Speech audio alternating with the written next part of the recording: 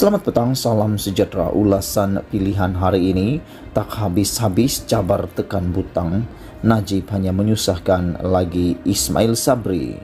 Berita sepenuhnya.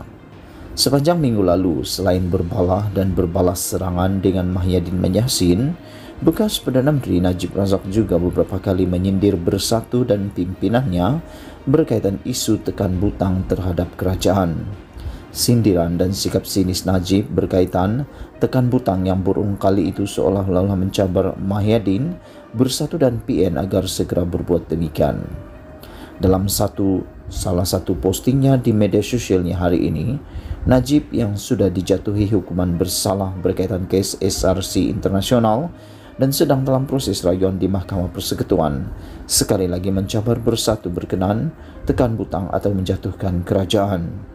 Katanya, jika Ketua Penerangan Bersatu Wan Saiful Wan Jan ingin tahu siapa postoboy BN pada PRU 15 akan datang, suruhlah Mahyadin cepat-cepat menekan butang atau dalam erti kata lain, segera menjatuhkan kerajaan supaya pilihan raya dapat diadakan.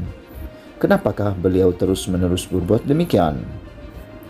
Adakah Najib sekadar memberi cabaran manja kerana sedar Mahyadin, Bersatu dan PN mungkin tidak berani berbuat demikian?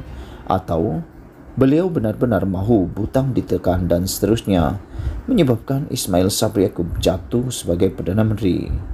Bagaimana jika Mahyadin benar-benar sedia melakukannya? Tetapi, apapun pertimbangannya, sikap dan perlakuan Najib itu jelas lagi nyata amat menyusahkan Ismail Sabri yang kini mewakili UMNO mentadbir negara selaku Perdana Menteri. Apalagi tindakannya yang berulang kali menyindir, mencabar dan meminta Mahyadin, Bersatu atau PN menekan butang itu, sepertinya beliau tidak mahu melihat Ismail Sabri berada lebih lama lagi sebagai Perdana Menteri. Harus disedari meskipun BN dan PN, UMNO serta Bersatu sedang berbalah dalam politik, khususnya menghadapi PRN Johor, namun kedua-dua parti itu saling bekerjasama membentuk kerajaan di peringkat persekutuan dengan persetujuan bersama meletakkan Ismail Sabri sebagai Perdana Menterinya. Kenapa setelah berjaya meletakkan Ismail Sabri, seorang pemimpin UMNO sendiri sebagai Perdana Menteri selepas Mahyadin dijatuhkan, yang mana Najib adalah salah seorang yang bertindak menarik sokongan terhadapnya, tetapi dalam masa yang sama beliau tidak habis-habis dengan cerita tekan butang? Sampai bila Najib mahu berperangai begini? Bukankah Najib selaku bekas Perdana Menteri sepatutnya lebih berperanan mengukuhkan kedudukan Ismail Sabri sebagai Perdana Menteri daripada UMNO, dan mahukannya kukuh dengan lebih lama berada di situ daripada mencucuk serta menggoncang kedudukannya?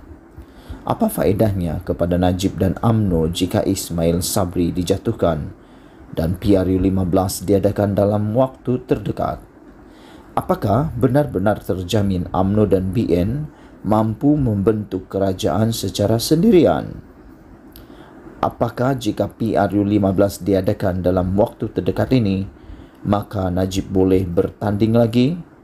Adakah Najib sebenarnya sedang mengalami jiwa kacau selepas rayuannya di Mahkamah Rayuan baru-baru ini ditolak, lalu sementara tarik rayuan di Mahkamah Persekutuan belum lagi ditetapkan, beliau lebih rela melihat segala-galanya rosak, binasa, dan Ismail Sabri terus susah kerananya, meskipun yang mengetuai kerajaan sekarang ialah UMNO.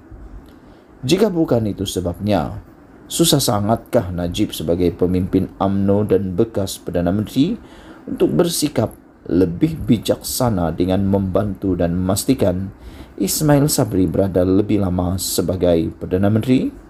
Ditulis oleh sahbudinhusin.com. Sekian isu hangat petang ini. Jangan lupa tinggalkan komen Anda. Sila tekan butang subscribe dan kita jumpa lagi. Bye-bye.